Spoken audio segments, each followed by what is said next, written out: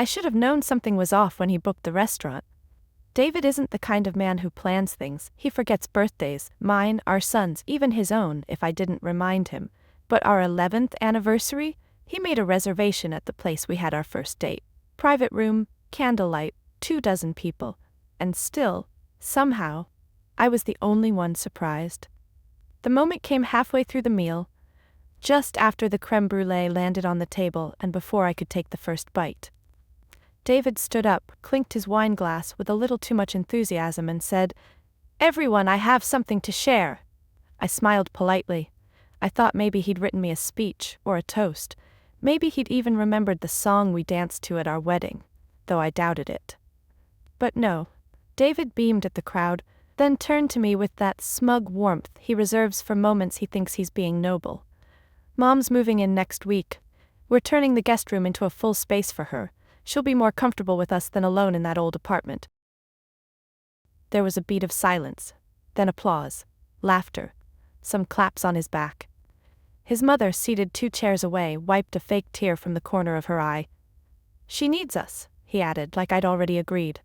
I blinked. My fork hovered in the air, the sugar crust cracked under my untouched spoon. No one noticed that I hadn't said a word. I glanced at our son across the table, playing with his napkin, unaware.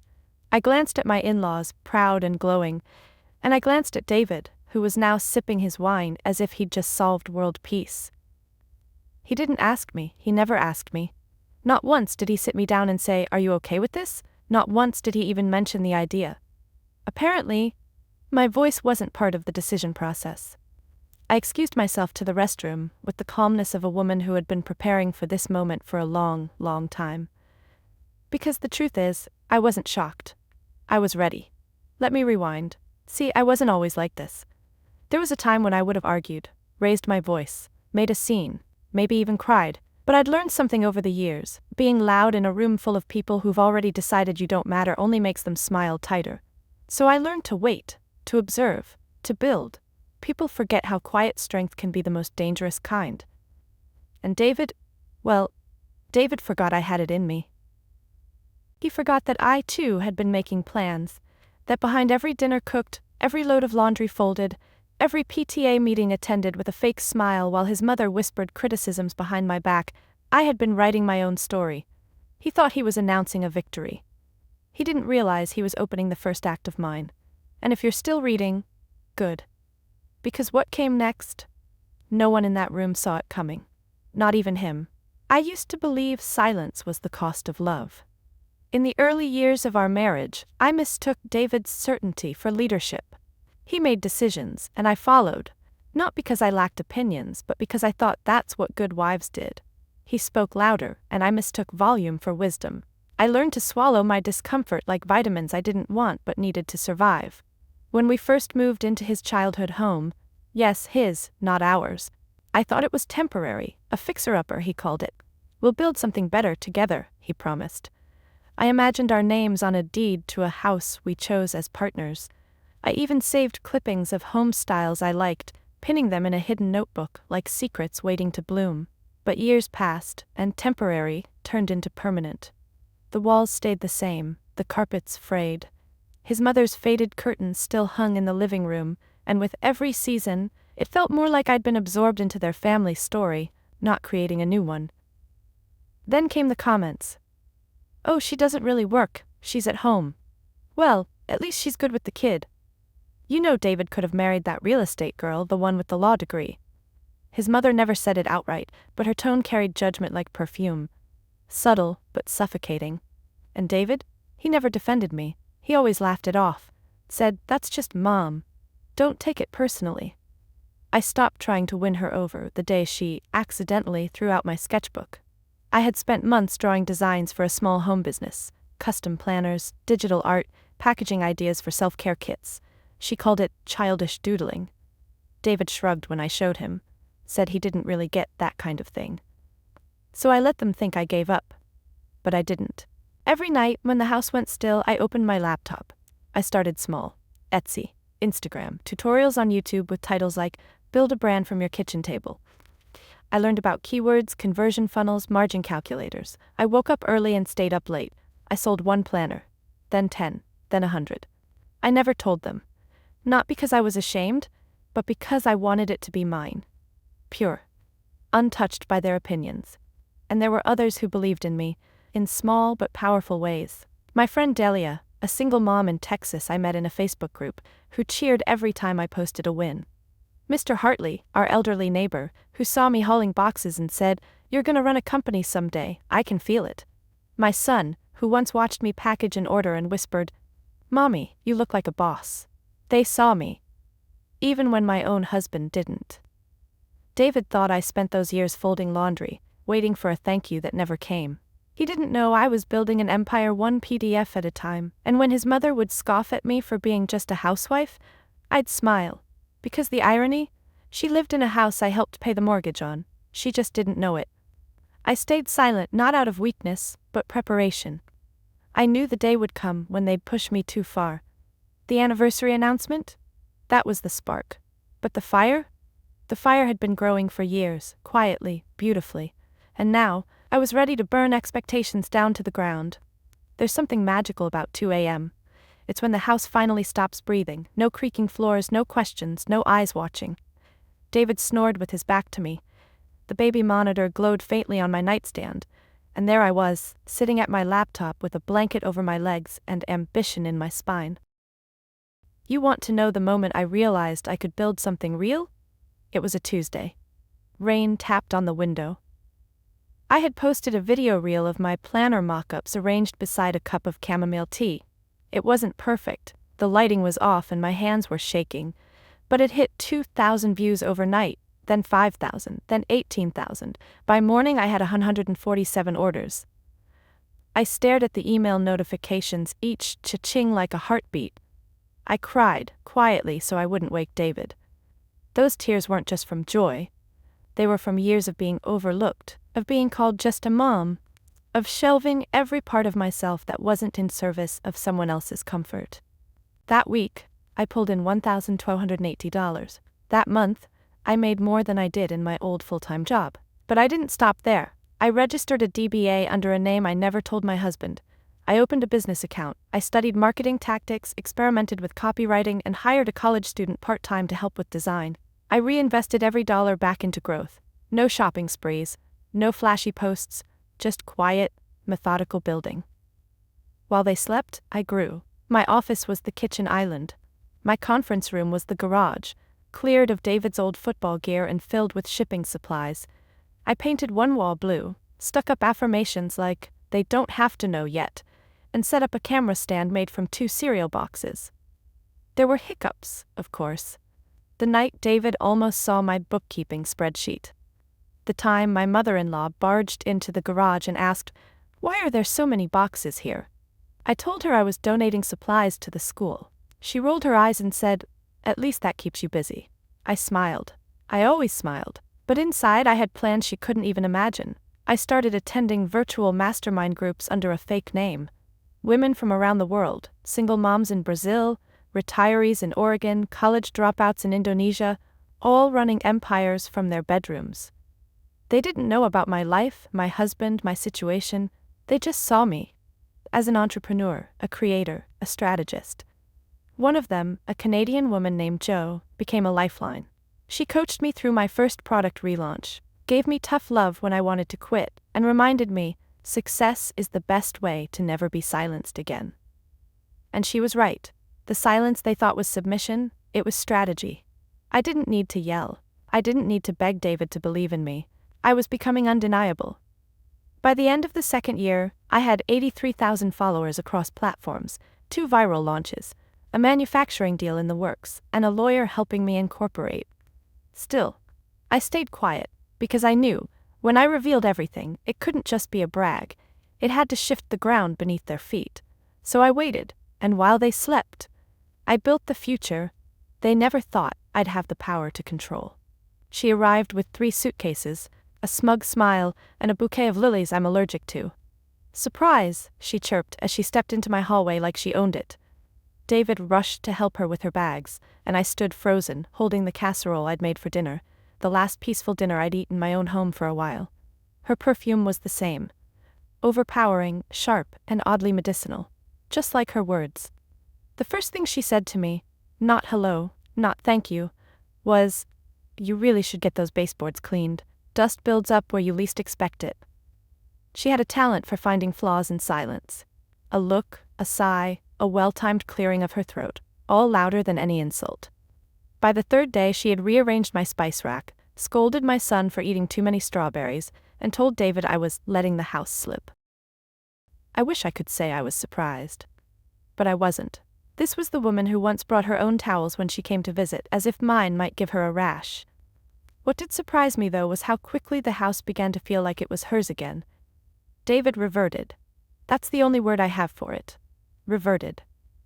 Like a child who suddenly needs permission. She cooked. Badly, but proudly. He ate it with a grin. She sat in my spot on the couch, criticized my parenting in whispers, and when I objected, David said, "She's just trying to help. Don't be so sensitive." Sensitive. That word has been weaponized against women like me for generations. It's how they discredit your instincts, your discomfort, your rage. I wasn't sensitive, I was strategic. I knew what I was doing. Every time she questioned the way I folded laundry, I added one more digit to my savings goal. Every time she told David I was being dramatic, I drafted another line in my resignation letter from that marriage. Every "this is how I did it in my day" became another motivator to build the kind of life she'd never understand, one where I didn't need her approval or her presence. And I never fought back. Not directly. Because here's the thing about women like her. They thrive on reaction. They feed off your hurt like it's dessert. But when you don't flinch, when you simply nod and say thanks for the suggestion, and then go do the exact opposite, it confuses them. It starves them. So I smiled. I let her think she was winning. I let her call me lazy while I fulfilled 300 orders in 1 week from the garage. I let her say my cooking was bland while I finalized my first licensing deal. And I let her brag to the neighbors that she kept this house together, while I quietly prepared to own a home she didn't even know existed. I had to share my space, yes, but I would never again share my power. By the end of her first month living with us, I had launched my best-selling collection to date, and secured a consultation with a brand strategist who told me, "You're 2 steps away from $1 million valuation." David didn't notice I'd been on Zoom calls all week. He didn't ask why I suddenly had 2 phones. His mother did. "Why do you always lock the garage?" she asked one afternoon. "Because that's where I keep things that matter," I said, smiling sweetly. She squinted, but didn't push. She never imagined what I was capable of. None of them did. But they were about to find out. I remember the exact moment it stopped being our house. It wasn't the day she moved in, or the day she rearranged my living room like it was a hotel lobby. It was a Thursday morning, 6:52 a.m. David was rushing out the door for work. I was packing our son's lunch. She was already in the kitchen, dressed like she was going to a royal tea. And then it happened. He kissed her on the cheek, he grabbed his coffee, and he walked right past me. Not a word, not a glance. It wasn't that he forgot, it was that he no longer needed to remember. And in that split second, I knew I was done playing along. That afternoon, I opened the business account I had kept private for nearly 2 years. I looked at the balance and took a long, shaking breath. $212,463.18. That's how much the housewife who doesn't work had quietly earned. I took out a legal pad, the thick, yellow kind David used for his budgets, and began listing what I needed. A lawyer, a real estate agent, a storage unit, a P.O. box, my son's favorite stuffed animals, and 1 fireproof safe. No confrontation, no yelling, no theatrics. I wasn't going to ask for permission, I was going to close the door. Literally and metaphorically. Over the next week I moved like water. Quiet, precise, unstoppable. I scheduled meetings while they were both at David's niece's dance recital, an event I conveniently had to miss due to a migraine. I signed papers, I transferred funds. I rented a small but beautiful 2-bedroom townhouse across town, filled with sunlight and space to breathe. And then I went 1 step further. I booked a photographer. A woman-run business like mine. She brought lighting, props, even a makeup artist. I stood in my home office. Yes, the garage. Surrounded by the products I created, the brand I built, the freedom I earned. We took portraits, professional, powerful, unapologetically feminine. She asked, "What's this shoot for?" I told her, "A funeral, for the woman I used to be." She laughed. But I didn't. Because that's exactly what it was. I wasn't just leaving David, I was burying the version of me who needed his validation, his mother's approval, the illusion of partnership. And now came the final touch, his birthday. He loved attention. Lived for praise. So I gave him a party he'd never forget. Just a small gathering at home, family, a few friends, a fancy cake I paid for, but let his mother take credit for baking. I smiled through dinner, poured wine, even toasted to his health. Then I said, "There's one more gift, babe." I walked to the garage, came back with a wrapped box and placed it in front of him. Inside, a hardcover photo album titled "What You Never Saw." He flipped it open. Page 1, a snapshot of my first product packaging. Page 2, my first 10 Etsy reviews. Page 3, a screenshot of my business dashboard.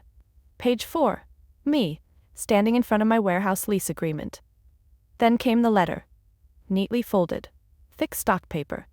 David started reading, frowning deeper with each line. His mother peeked over his shoulder, confused.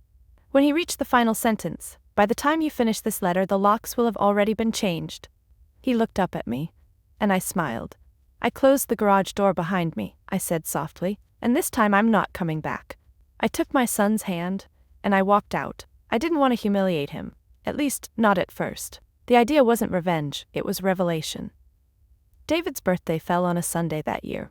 The sky was clear, the air warm, and the guest list exactly as expected. His parents, his siblings, 2 of his co-workers from the insurance firm, and one very chatty neighbor who always brought store-bought pie and called me sweetheart like he was doing me a favor.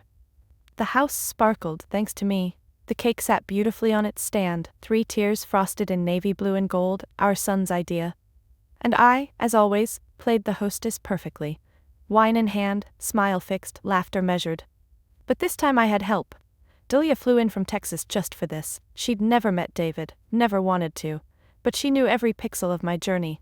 We rehearsed the reveal like a stage production, because in a way that's what it was. Closure, live, and in full color. When dinner ended and everyone raised their glasses, David tapped his fork against his plate and said, "Before the cake, I just want to say, thank you all for being here, and thank you to my amazing wife who always makes things look easy." I nearly choked on the irony. He smiled at me. I smiled back. But mine had more teeth. "That's sweet, David," I said, standing. "Actually, I have something for you too. For everyone, really." I clicked the remote. The living room TV flickered to life. The screen lit up with the words, "The parts you never noticed." And then came the footage. Clips I'd edited over weeks, spliced together like a documentary.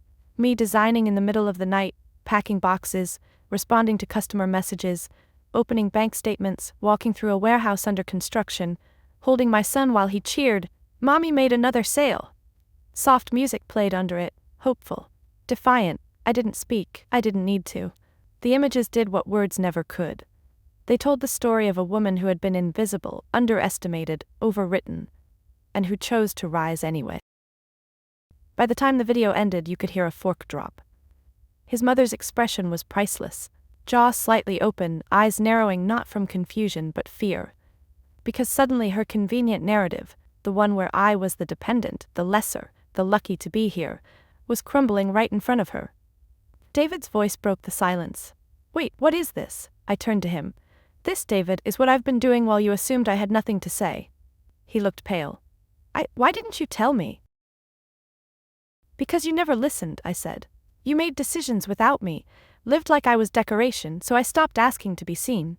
I walked to the dining table, picked up a folder, and handed it to him. His hands shook as he opened it. Inside, divorce papers, property transfer agreements, full custody petition, a post-it note that read, "I already changed the locks." Gasps echoed around the room. His mother stood, indignant. "You're humiliating him." I turned to her slowly. "No," I said, "I'm freeing myself. The humiliation, that's just a side effect of the truth." Delia raised her glass. "To rebirth," she said. I didn't stay to cut the cake. I had other things to celebrate. As I walked out, I glanced once more at David, the man who had loved my silence and now couldn't handle my voice. And I thought, this is what power feels like. Not loud, not cruel, just free. Freedom doesn't sound like fireworks, it sounds like silence. Not the heavy silence I used to sit in, waiting for someone to notice me. No, this silence was light, like clean sheets or an empty inbox. It hummed through my new townhouse like a song only I could hear. The first morning after I left, I brewed coffee just the way I like it. Strong, a hint of cinnamon, no one complaining that it was too bitter. My son sat at the kitchen counter, drawing spaceships on recycled cardboard while I finalized an inventory shipment. And for the first time in 11 years, no one asked me what I was doing with my time. No one hovered behind me, suggesting a better way. No one made me small in my own home. Because this home? It was mine. My name on the lease, my rules, my rhythm. I filled it slowly, every object earned its place. I bought secondhand furniture with intention, framed my first viral product review and hung it beside my vision board. I even planted herbs on the windowsill, basil, mint, and lavender. Not because anyone needed them, but because I wanted the house to smell like starting over. David emailed me 2 weeks later. Subject: "Can we talk?" He asked to meet. Said he didn't understand what happened, said he missed us. I didn't reply. What was there to say? He never saw me. Just the role I played in the story he wrote, and I was done playing. His mother tried too. She left a voicemail, her voice trembling with false sweetness. "I know we had our differences, dear, but you'll always be family." Family. That word used to have power over me. Not anymore. Now, family was my son, his giggles filling the hallway while he wore the mismatched pajamas I let him pick out. It was the late-night calls with Delia, planning a new launch. It was the clients who sent me thank you cards, saying my products helped them organize their lives and believe in themselves again.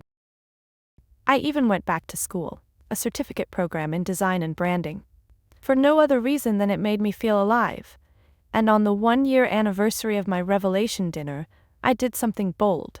I bought the house, her house, the one I had once been made to feel like a guest in. The deed was up, the timing was perfect, and the irony? Delicious. I didn't move in. I turned it into something better, a women's co-working and mentorship space. I called it the Quiet Room, a place for women like me who had been silenced too long, who needed somewhere to speak, build, grow, without asking for permission. When I stood in the center of that old living room, now repainted, relit, and full of laughter, I realized something. I didn't win by destroying anyone. I won by remembering myself, by becoming louder than the silence they built around me. And as I write this now, sipping coffee with cinnamon, sunlight warming my new desk, I have one last thing to say.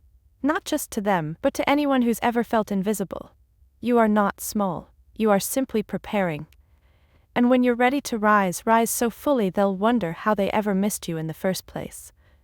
If you've ever had to rebuild yourself from silence, if you've ever smiled while someone else claimed your strength as their comfort, I see you. Share your story below. Let's make sure no one else forgets what power sounds like when it whispers, then roars.